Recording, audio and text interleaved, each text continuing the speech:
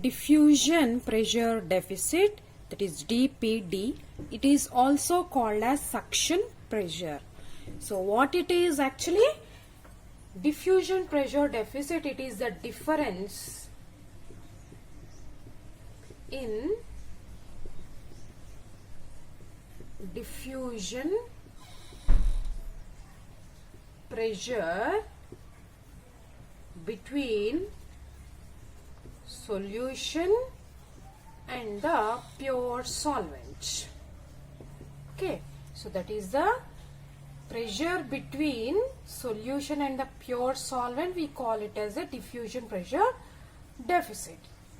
Then what is the diffusion pressure? Diffusion pressure, it is the potential. Okay, it is the potential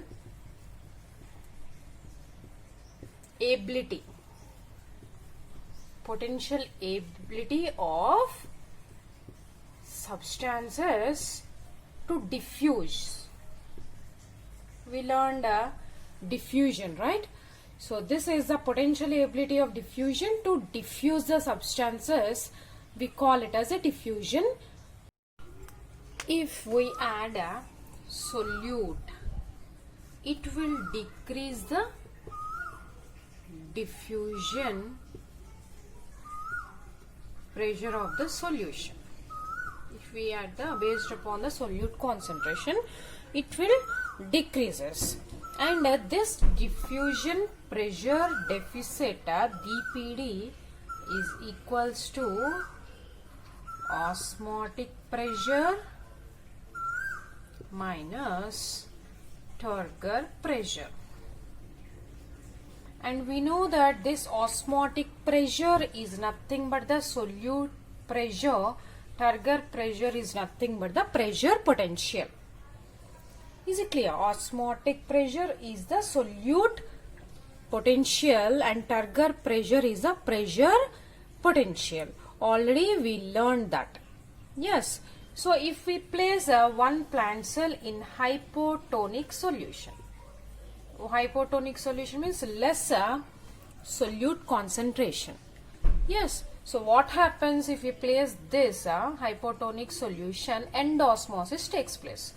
That means what is this end osmosis? Absorption of the water into the cell. Right. So due to this, what happens? The cell will swell up. Yes. It will swell up. That means it will increase in size. The cell will increase in size. Right. So, due to the increase in cell, the turgidity will develop. So, due to that, turgor pressure will increase. Okay. So, turgor pressure will increase if it is swell up or it will become turgid. Right. At the same time, osmotic pressure, this will decreases. Okay. So this is the, so plant will absorb the water. Due to that, turgor pressure and the osmotic pressure will increase as well as decrease. So this is the diffusion pressure deficit. So DPD is equals to osmotic pressure minus turgor pressure. Okay, or we can write it as osmotic pressure minus WP, that is nothing but the wall pressure. Wall pressure as well as turgor pressure, both are same, don't confuse with this. Okay, so in the flaccid cell, we know that flaccid cells, so there is no wall pressure, that is no turgor pressure, so the value will be 0. We already learned this. Absorption of water. So absorption of water mostly takes place in the terrestrial plants because aquatic plants already they are present in the water, so they does not require. And these terrestrial plants absorb the water usually by their root hairs, because root hairs are in direct contact with the soil. So we know that this is the main root and it contains the root hairs, small root hairs. It contains, so these are directly in contact with the soil, so they will absorb easily. So by the diffusion method. So diffusion, we know that it is a short distance transport, right? So inside the root, here we know that anatomy of the plant, right?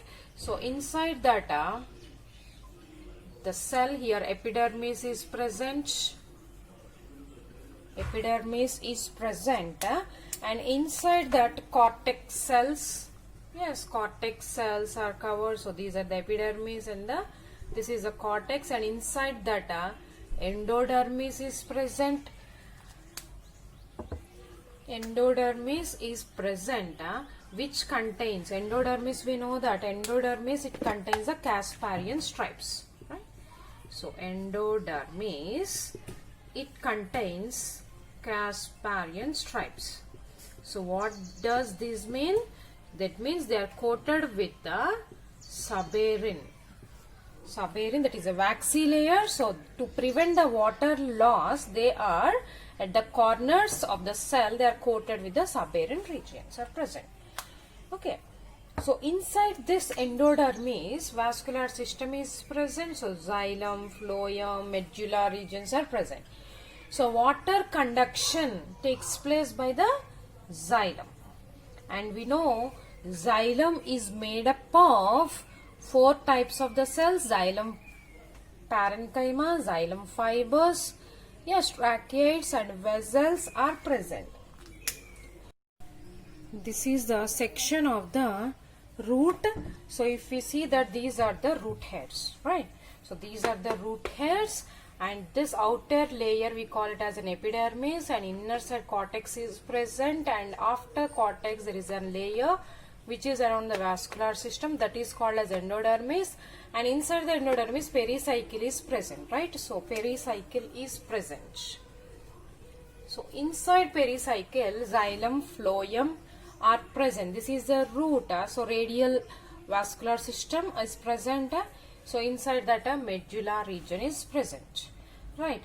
So in between the cells of anything, there is an intercellular spaces will be present. Yes, this is a normal thing. So when the root hairs absorb the water, they will diffuse into the cells. So inside the cell, they will reach the xylem, because the trees will be very taller.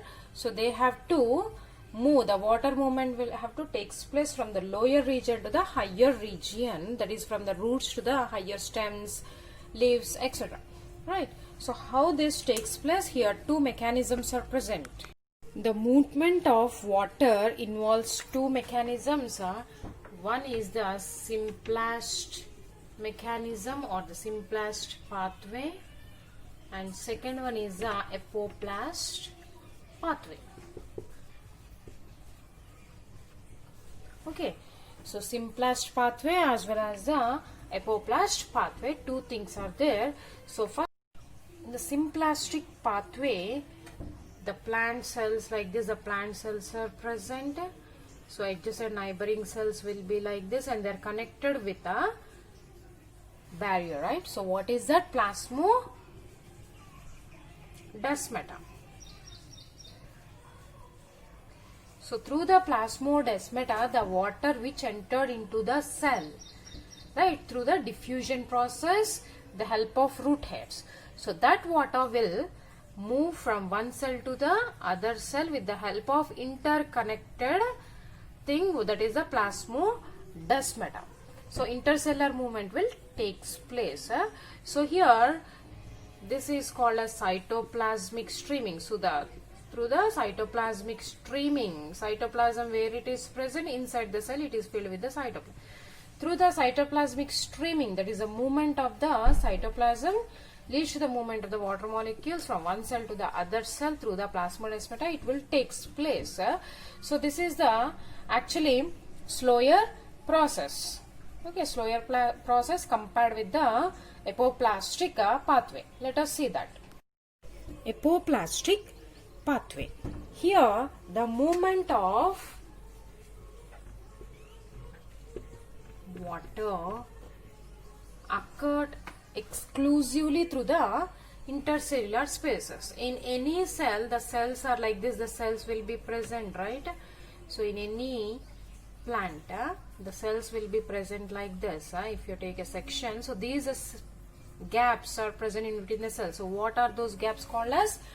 Intercellular gaps or intercellular spaces, right? So through these intercellular spaces on the walls of the cells, right? So these are the walls of the cells. The movement of water will takes place. That means it does not cross the cell. So it does not enter into the cell. So cytoplasmic streaming does not takes place here. So the apoplastic system of this adjacent cell walls that is continuous throughout the plant. It will absorb from the root hairs, the water will be absorbed. So on the walls of the cells the water will move, so it is the Foster mechanism. So on the walls it is a continuous throughout the plant except at the Casparian stripes. What are these Casparian stripes? So already we discussed, they are the subarachnoid deposited ones, walls of the cells of the endodermis. Yes, on the endodermis walls, so these are present except at that region because they does not allow the water, right? So it will prevent the water loss or water entry. So except at that region the water movement does not takes place. So this type of the mechanism we call it as apoplastic pathway. So